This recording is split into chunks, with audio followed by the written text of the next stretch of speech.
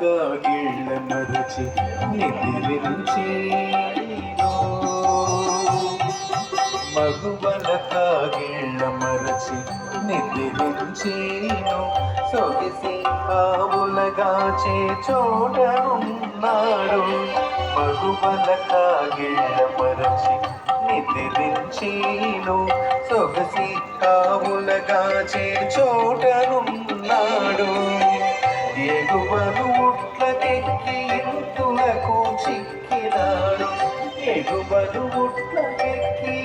కింద ధర్మాకోల్ లాంటివి ఏందో పెడతారు వాటర్ తగలకుంటారా ఇంతులకు చిక్కి